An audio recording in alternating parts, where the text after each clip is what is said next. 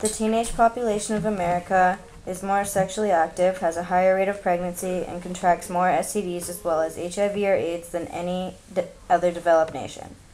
Condoms help protect against these dangerous factors and should be taken into more consideration in the minds and roles of adolescents. Condoms shouldn't only be suggested, but encouraged to the younger generations of us all, because no matter how much the topic is avoided in conversation, it is embellished in any other aspect of life.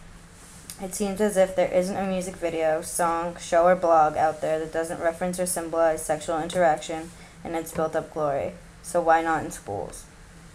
As much as every parent likes to think that their child or children are abstinent angels, over 50% of adolescents under the age of 18 are sexually active or have been in their past. The awareness of the act of sexual activity in teens has certainly risen, and there isn't a day that goes by without MTV playing an episode of 16 and Pregnant or Teen Mom.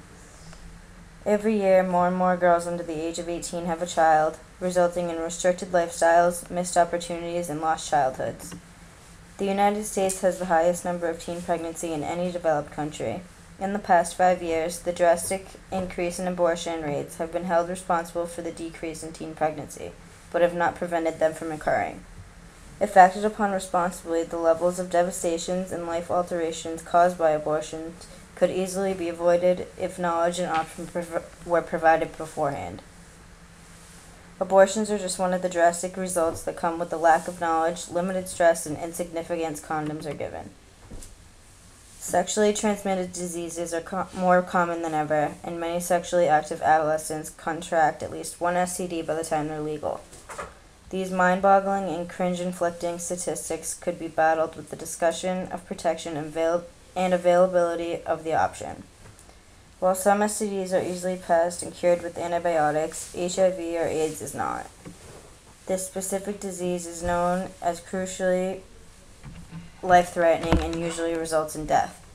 While many adolescents believe it is a gay man's disease, over half the diagnosed with it are teenagers with no clue of where or how they got it.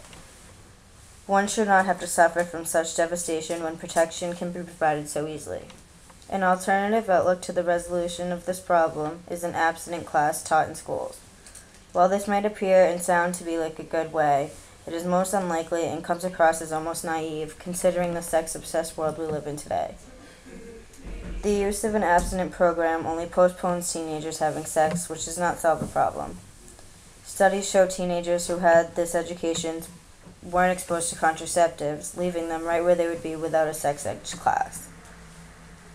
With over half the teenage population of America being sexually active, shouldn't schools practice what they preach with the use of condoms and the distribution of them as well? The United States is giving teenagers sex education for decades, informing the young of all the diseases and consequences that can result in unprotected sex.